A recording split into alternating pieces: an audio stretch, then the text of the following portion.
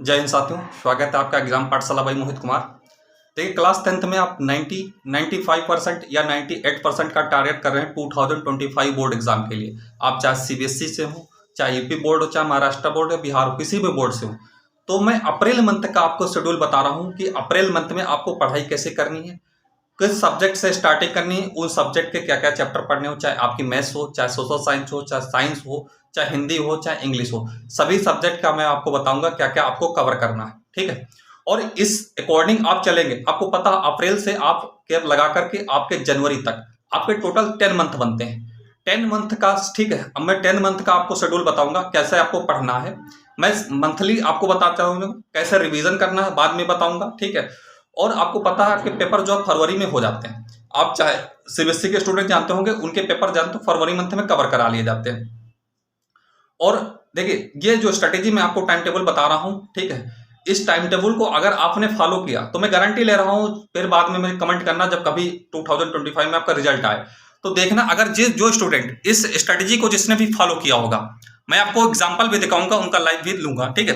अभी 2024 का रिजल्ट आने दीजिए, उसका भी लाइव सेशन लूंगा, क्योंकि मैंने स्टूडेंट को पढ़ाया है और ये देख रहे हो मेरा बोर्ड है, ठीक है। मैं यहीं पे पढ़ाता हूँ class 10th, class 11th, class 12th के स्टूडेंट को, ठीक है।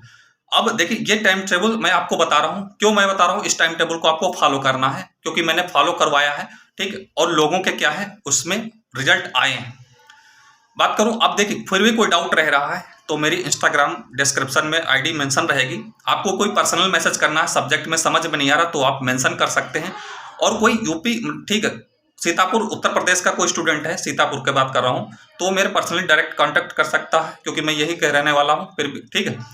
अब बात करूँ कि मैं सब्जेक्ट वाइज बता रहा हूँ कैसे आपको पढ़ना है।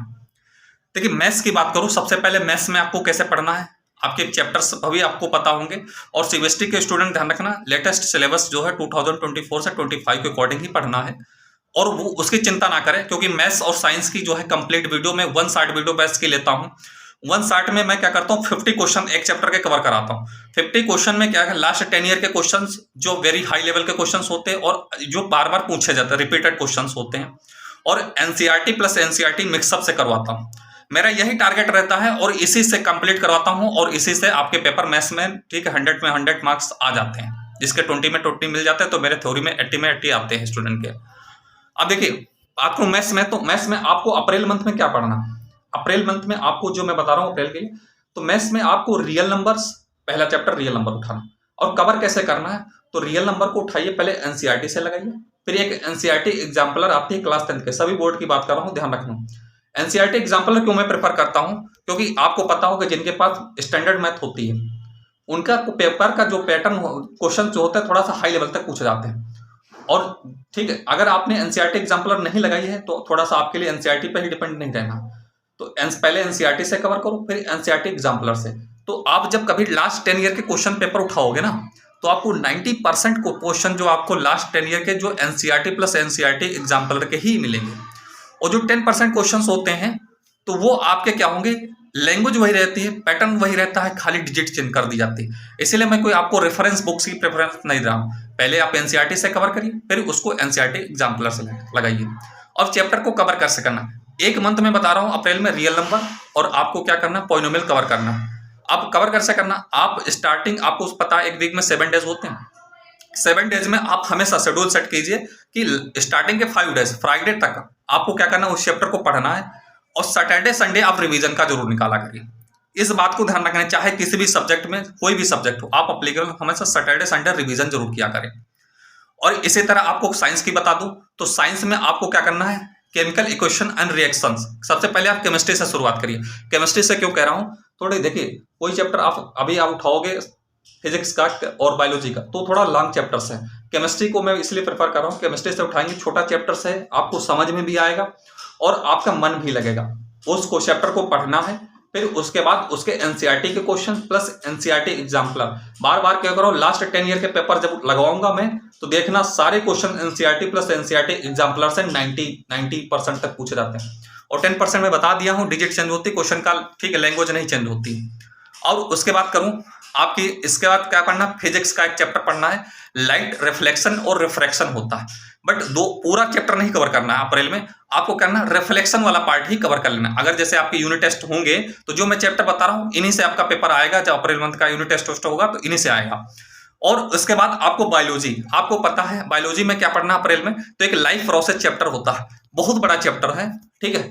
मिनिमम आपको हमारे अकॉर्डिंग जो आपको सही से पढ़ना, सही से क्वेश्चंस करने हैं, ठीक है। एनसीईआरटी प्लस लास्ट 10 ईयर के, तो आपको 2 मंथ का चाहिए। इसीलिए मैं बता रहा हूँ लाइफ प्रोसेस का जो हाफ पार्ट है, आधा पार्ट है, वो आपको अप्रैल में कवर करना है, ठीक है। और आधा पार्ट आपको मई में कवर करना होगा। मैं मई का भी टाइम शेड्यूल बताऊंगा।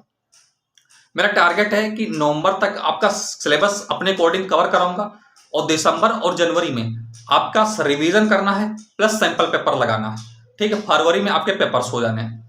इसी तरह मैं बात करूं किसकी, आपको क्या करना है, ये मैंने आपको साइंस का बता दिया। और मैं बता रहा हूं आपको कभी भी इस चैप्टर, अगर आपने जो शेड्यूल मैं बता रहा हूं इस शेड्यूल को फॉलो कर लिया आपने, ठीक है, तो आपको मैं गारंटी ले रहा हूं 98% आपको लाने से कोई नहीं रोक सकता। मगर इसको आपको फॉलो करना, आपको देखने में बड़ा लगे, और देखिए क्या चीज है, 98% का ख्वाब देख रहे हो ना, सपना देख रहे हो, तो इसके लिए कुछ भीड़ से हटकर करना पड़ेगा भी। अब ये नहीं कि जो आपका दोस्त 2-4 घंटे पढ़ रहा है तो आप उसी से चल जाएगा, नहीं, 2-3 घंटे पढ़ने का नहीं काम चलेगा, ये मत दो। मिनिमम आपको कोचिंग स्कूल का निकाल करके 5 से 6 आवर देना पड़ेगा एक्स्ट्रा टाइम, कोचिंग स्कूल का निकाल करके, अगर 98% का टारगेट कर रहे हो, ठीक है, अपने माँ बाप के सपने को साकार करना चाह रहे हो, ठीक है। और आपको बता रहा हूँ एसएसटी में, और हिंदी और इंग्लिश की बात करूंगा। सबसे ज्यादा प्रॉब्लम्स होती है मैथ साइंस का। मैथ साइंस में तो आप चिंता ना करिए, हमारे चैनल पे 1 साइड वीडियो मिलेगी, लास्ट 10 ईयर के क्वेश्चंस कवर्स होंगे वेरी, और एनसीईआरटी प्लस एनसीईआरटी एग्जाम्पलर के जो हाई लेवल के क्वेश्चन है, मेन अच्छे इंपॉर्टेंट क्वेश्चन, वो मैं कवर करा दिया करूंगा। अब बात करूं एसएसटी और हिंदी इंग्लिश की, तो मैं बता दूं एसएसटी हिंदी इंग्लिश में प्रॉब्लम तो नहीं होती, मगर आपको पढ़ना कैसे, बहुत स्टूडेंट पढ़ने का तरीका नहीं पता होता। वो क्या करते हैं, उठा लिए, जैसे एसएसटी है, एसएसटी का आपको पता है हिस्ट्री, ज्योग्राफी, इकोनॉमिक्स और पॉलिटी 4 पार्टों में कैटेगराइज है, ठीक है। तो आपको कैसे पढ़ना है, तो क्या करते हैं, क्वेश्चन रटने लगते हैं। क्वेश्चन रटने से नहीं होता काम चलता है, यार कितने क्वेश्चन रटोगे, ठीक है। तो आपको क्या करना है, चैप्टर की समरी पढ़ा करिए, चैप्टर को पढ़ा करिए, चैप्टर की रीडिंग बहुत जबरदस्त किया करिए, 1-2 बार नहीं, हफ्ते में उसी चैप्टर को बार बार रीडिंग करते जाइए। कैसे नहीं समझ में आएगा, देखिए जो थोड़ा हिंदी भाषी क्षेत्र के स्टूडेंट हैं, इंग्लिश मीडियम से हैं, तो थोड़ा तो उनको समझने में प्रॉब्लम्स होती है, तो उनके लिए मैं बता रहा हूँ, हिस्ट्री हो चाहे हिंदी हो, ठीक है।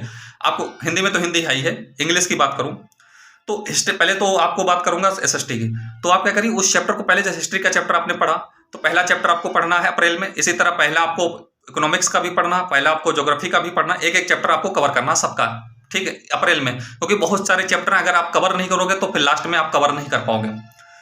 करिए पहले आप क्या करिए, उसकी हिंदी वर्जन पढ़िया करिए। हिंदी वर्जन से क्या होगा, आपको उसकी स्टोरी पता चल जाएगी, स्टोरी जब समझ में आ जाती है ना, तब आप जब उसकी इंग्लिश में पढ़िए, फिर इंग्लिश वाली बुक उठाइए। हिंदी वर्जन आपको पीडीएफ आपकी गूगल में मिल जाएगी, ठीक है। और कहीं बुक भी परचेज के लिए बहुत महंगी नहीं आती है, तो हिंदी इंग्लिश बोथ की आती है। फिर जब आपको हिंदी में पढ़ोगे तो उसका मतलब आपको स्टोरी तो पहले से पता चल चुकी, तब जब आप हिंदी में पढ़ोगे तो आपको पढ़ने में बहुत अच्छा मजा। और जिनकी इंग्लिश मीडियम में है उनको तो कोई प्रॉब्लम नहीं होती, जैसे जो कुछ हिंदी वर्ड के स्टूडेंट हैं उनको इंग्लिश में थोड़ा प्रॉब्लम होती है, स्टोरी समझ नहीं पाते हैं, तो वो सबसे पहले हिंदी वर्जन पढ़ा करें। जब हिंदी में आप पढ़ लोगे तो उसका पूरा आपको स्टोरी पता चल चुकी हो, फिर इंग्लिश में पढ़िए। इंग्लिश में पढ़ना इसलिए क्यों पढ़ा, क्योंकि आपको कुछ जो है उसकी स्पेलिंग है, उस शब्दावली आपको पढ़ना तो पड़ेगा ही पड़ेगा जब इंग्लिश में लिखना है पेपर।